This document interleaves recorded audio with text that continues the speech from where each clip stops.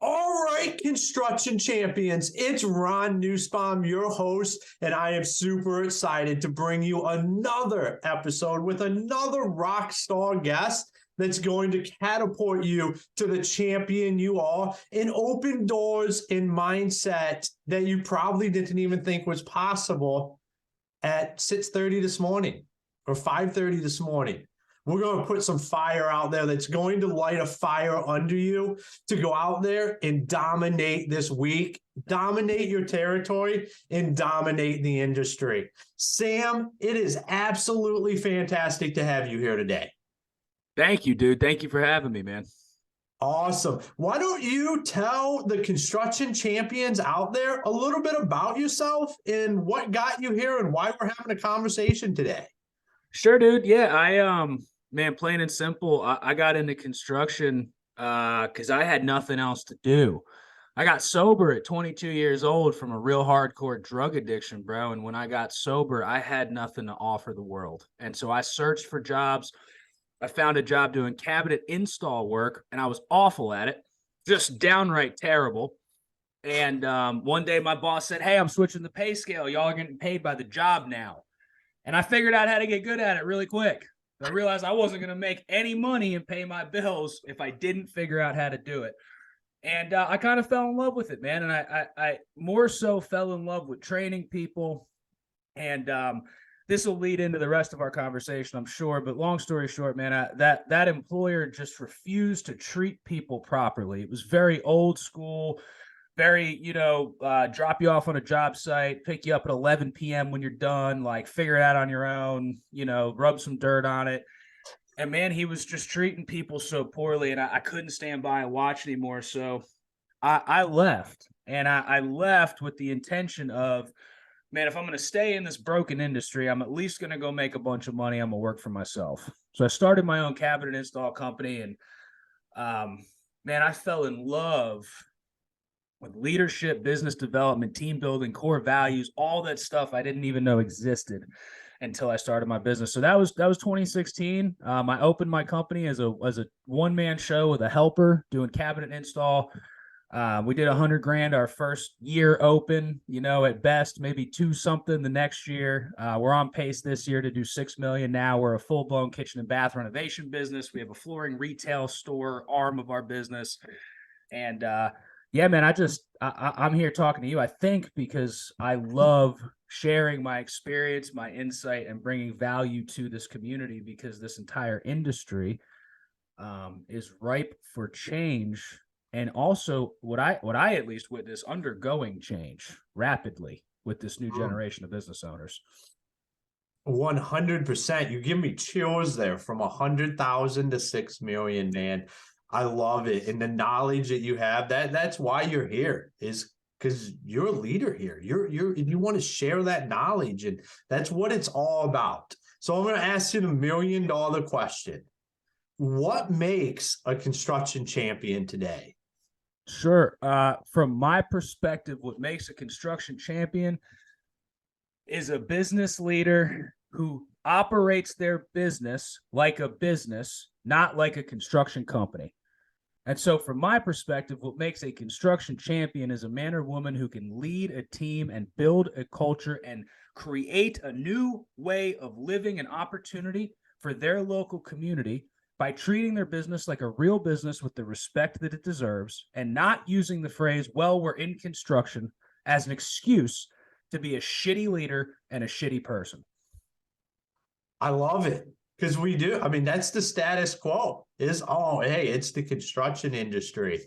How was it going down this road? It's obviously successful for you. You're growing rapidly. What were some of the roadblocks? What have you unpacked to get to this mindset today? Yeah, dude. So I'll tell you this, and this might sound silly, but like business is kind of simple, right? People are complex. People are challenging. The business side of things is simple. And the reason I say that is because primarily my biggest challenge from the day I started my business to today has been me.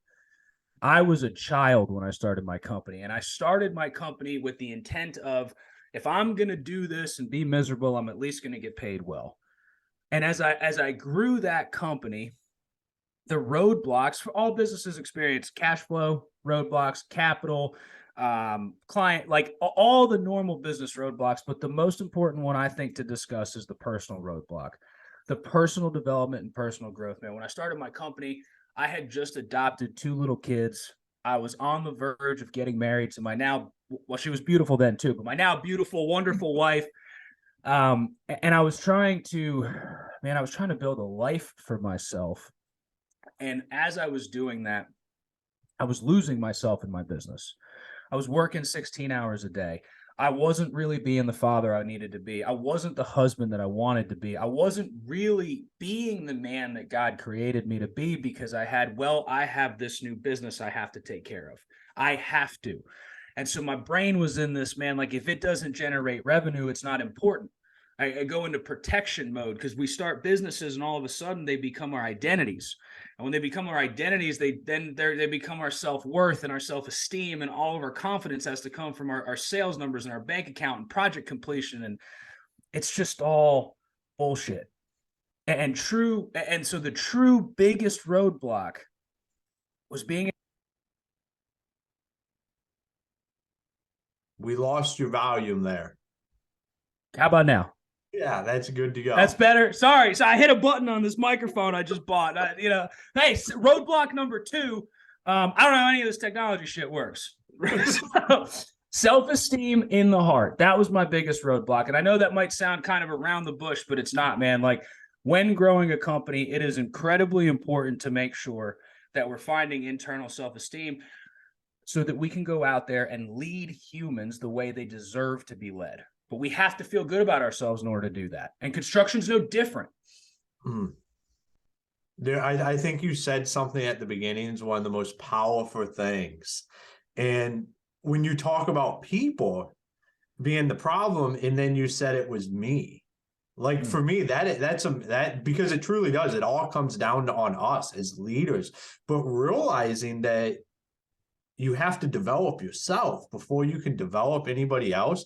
I think we get in this mindset, especially in the construction industry, that we can't find good people. It's always the people, but we lack the perspective to look in the mirror and understand that the first peoples is us that create all of that. 100%. 100%. I have multiple pieces of content on my Instagram that literally the reel starts with, if you're one of those people that say nobody wants to work, you are the problem, because nobody wants to work for you. People want to work all across. Humans have always wanted to work. We actually like to be productive and efficient and be productive members of society. People just don't want to work for you, bro. You suck. You're a bad leader. You're not a nice guy. You're not creating opportunity. And, oh, it's construction. Oh, it's glass ceiling. Oh, I can't build. Raise your prices. Figure out how to be a good leader. Develop core values. Get some systems. Create. Man, my job is to dream big enough for everybody on my team's dreams to fit inside of there. Construction's not a limitation. It's just an industry. 100%. I couldn't agree more with that. But we do allow that to be a limitation. People use that as an excuse. How do you work through that? I love the dream big enough for everybody around you's dreams to be able to come true, because that's what you have to do when you're building a company, and it's amazing. So how do you work through this stuff? How do you get past that with people on your staff or those around you or just other business owners? So my primary role at my company right now is really the CEO. Like that's really what I'm doing. So what that really means from a responsibility standpoint is I am responsible for high-level cash decisions. I am responsible for culture creation and maintenance, and I'm responsible for people. And so the way that I do that, my job is to create and sell my team a vision, and then my responsibility is to make sure that vision comes true. Or to be more specific, my responsibility is to create a culture where they make sure the vision comes to life. That's my job. And so how I do that is by giving opportunity, you know how many business leaders I know in construction that won't let people move up and out of positions because, maybe they're a really good installer, but they're dying to get into sales. Well, I can't lose you in the field because nobody wants to work. Bro, you got to get rid of all that. You got to prop people up to be successful and just have faith, man. The world is abundant. There really are a lot of people who want to work and get trained. And there's a whole generation that's desperate to be employed and learn a skill. You just have to be willing to take the risk, man. I'm all about taking risks on people. All about it. I don't necessarily think it's taking a risk. I think it's getting out of that old mindset that you can't continue to develop people because you're not developing people. Like, the reason there's not a person to step in and be that Nets lead installer is because you haven't put the culture in place that lead installer is creating the Nets want of him. And that's powerful. And I love, if you guys out there right now aren't taking notes, like, there's so many people that say, hey, I'm the CEO. Here's a CEO that understands his job. Like, here's what I'm responsible for. Like, that's what we have to understand at our companies. You know, you can have the title, but if you don't know exactly what you're producing, like, Sam's operating on a very high level within his company, and he understands exactly what he needs to do to operate there. And to me, that's powerful, because I think we get lost in that role of, oh, I'm the CEO, so that means my hands are in everything. Well, that's BS. That's the last thing you are, is the CEO. That just means you're just a manager in your own company that's probably way underpaid to do that role. So how did you develop? I mean, you're scaling this company. You're doing a fantastic job with that. How did you come to these realizations to be able to get to where you're at right now and have this high level understanding? Yeah, dude, I failed so much. I failed. I when we hit the 7-figure mark in our primary city, the following year I decided I was going to plant a second city about 2 hours away, and I was going to scale, and I was going to take over the whole southeast here. And I was naive, I was young, I was greedy. I had a big ego. Man, I hit $1 million in revenue and thought that I had figured out business, and like nobody could touch me. I was like 25 years old. You know what I mean? Like, I didn't know what the hell I was doing. And I failed. And that experience in that city, I was so underprepared for what franchising out of business really was that I almost lost my primary business. We got screwed by a client out of over $100,000, and it was devastating. And for anyone in construction, which is probably most of the people listening to this, like 10% of your total revenue getting wiped out from underneath you and not getting paid for it, 10% is on the high end a lot of y'all's net profit, if you're lucky. So that was everything. That was all the cash we had coming. And that situation prompted me down a path of humility that I realized I didn't know how to run the business that I wanted. And it crushed me, but it changed me forever, because I went on a path of education, masterminds, coaching. I went on a path of development, and I made it my mission to learn how to build, create, and sustain the business that I sold my team that I would create for them. And over the course of the following 18 months from that moment is when my entire life changed, because I dedicated my time and money to investing in myself, my own business education. That's awesome. So what is the vision that you're casting right now, headed into 2023 and beyond? What are you excited about? What are you currently doing that you feel is the next level revolutionary stuff in the industry? I think that the way that I think the most important thing that we're doing right now. So I'm also doing coaching and consulting work for WinRate Consulting. Obviously, you know, Mike, the whole, right. So I do coaching for other business owners. I speak on stage. I have my podcast. And I think the single most important thing I'm doing right now is taking all of the developmental knowledge that I have, pouring it into my leadership team, and watching them pour it into our employee base, all the way down through lead installer, project manager, warehouse associate, helper. Everybody's getting personal professional development coaching at their own level that they'd be ready to receive it. And what we're really creating inside of the company is this really scalable model of development, training, mindset shifting. And so when we bring people, we have very low employee turnover. People rarely quit working for on a level construction. Our culture is incredible. And I think that's the most important thing that we're doing. We also we do full kitchen bath renovation services, and we don't use subcontractors. We're all in-house teams. We're running 10, 15, 30 jobs at a clip in the busy season, all in-house installer teams. We're changing the name of come in, sell you a job, send a bunch of subs. You never hear from me again. We're changing the whole client experience journey by how we're taking care of our employees. I love that. And I come from where I was at before, is we did the same thing. We just kept everything in-house because that was the only way we could control 100% that end outcome. And yes. I love that you're doing that.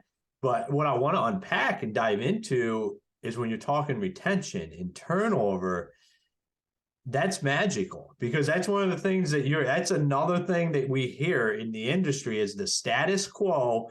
Oh, well, you just have high turnover. And I don't believe you have to. What, besides the personal development, what are some of the stuff that you guys are doing that's leading into bringing in the right people that stick around and are bought in on that vision? Dude, some of our installers are going to make $70,000 this year as what we're doing is compensating people reasonably for their skill set. We provide medical insurance, dental insurance, vision, paid time off. You earn vacation time, sick time, all holidays are paid off. We treat this is what I said in the beginning. This is what pisses me off about so many business owners. I treat my business like a business, not a construction company. I treat my business. Christmas is off. Christmas Eve is off. New Year's Day is off. New Year's Eve is off. Thanksgiving, Black Friday, go spend time with you. I want you to go spend time with your family. I want you to enjoy your life. I want you to tell everybody that you know how much you fucking love working for me. Sorry if I'm not supposed to cuss. You got to tell me ahead of time. But I want you to share that with the world, because employee retention and recruiting is the same thing as sales. Sales is external, and retention and recruiting is internal.